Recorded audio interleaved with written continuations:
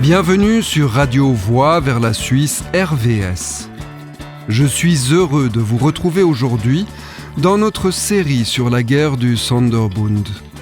Nous allons rencontrer le Suisse le plus célèbre de son époque.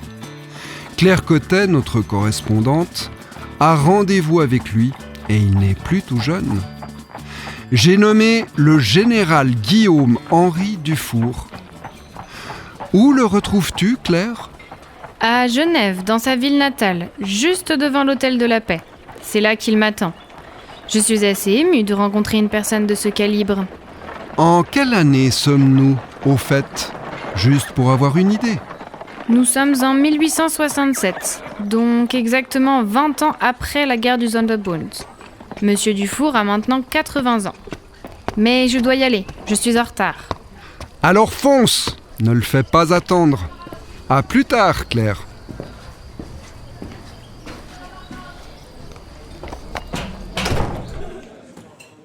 Ah, vous voilà. Bonjour, monsieur Dufour. Bonjour, vous êtes Madame Cotet ? Oui, c'est bien moi. Je vous ai reconnu tout de suite.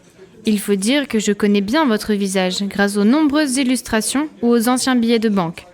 Chez ma grand-mère, il y a même une vieille assiette en porcelaine avec votre portrait. Ravie de faire votre connaissance, en tout cas.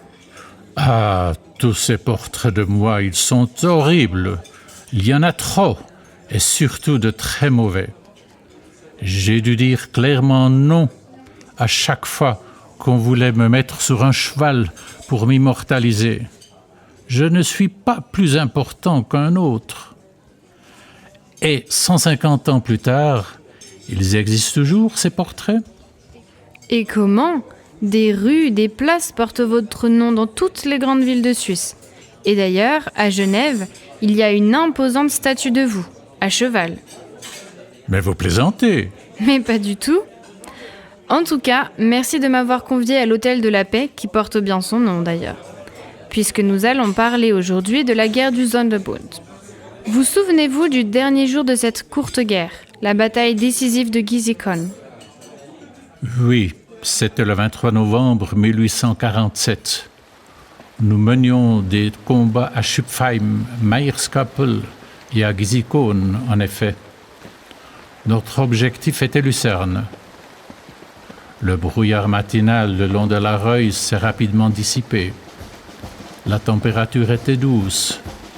Nos troupes avançaient vers Giesigon depuis l'Argovie, des deux côtés de la Reuss. Comme les troupes du Sonderbund s'étaient retranchées au pont de bois à Giesigon et qu'elles nous y attendaient, nous avions construit des ponts flottants plus bas sur la rivière, à Eyen et Sins. Mais les défenses du Sonderbund, excusez-moi de le dire aussi franchement, ne défendaient pas vraiment grand-chose.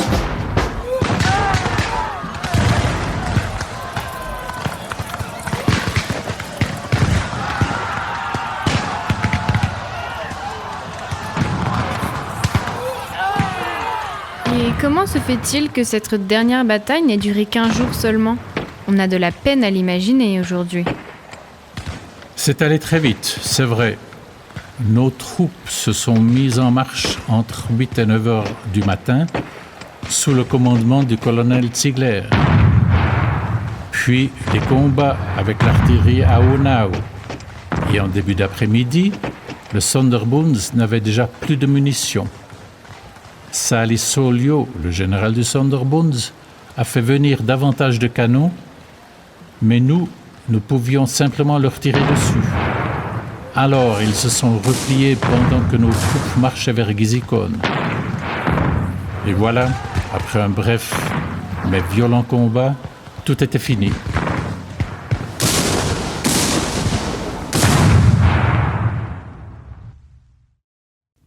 Vers 5 heures de l'après-midi, nos troupes ont pris le contrôle de leur camp à Roth.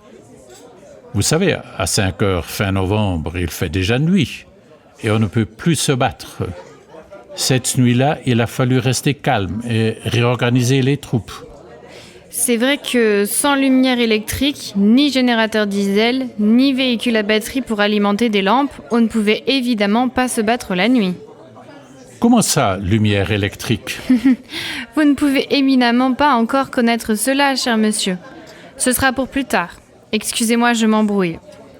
Revenons à Gizikon. Bon, Salisolio, le général des insurgés, a été blessé près du pont. Ils ont battu en retraite et le lendemain, Lucerne capitulait. Voilà. Et vous? Vous n'étiez pas sur le champ de bataille? Pourquoi cela? Parce qu'on n'avait pas besoin de moi là-bas. J'étais à Sins, au quartier général. Mes officiers savaient exactement ce qu'ils avaient à faire. Mes ordres étaient clairs et précis. Mais je ne vais plus vous ennuyer avec tout ça. Monsieur, en toute franchise, vous n'avez pas vraiment aimé être général, n'est-ce pas? C'est vrai. J'ai posé mes conditions avant de prendre le commandement général des troupes fédérales. J'avais déjà refusé cette mission plus d'une fois. Vous savez, je connaissais la guerre pour avoir combattu comme officier dans les troupes de Napoléon. Et j'ai commandé l'école militaire à Thun. J'étais parfaitement conscient que cette guerre se déroulait entre concitoyens, des confédérés contre d'autres confédérés. Et la création de l'État fédéral, eh bien, si la guerre s'était terminée autrement, l'histoire aurait été différente.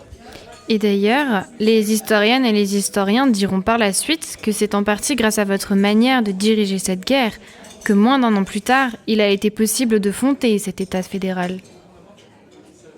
Mais, excusez-moi, madame, puis-je vous offrir un verre de vin blanc chez nous? Oui, avec plaisir. Garçon! Oui, monsieur Dufour?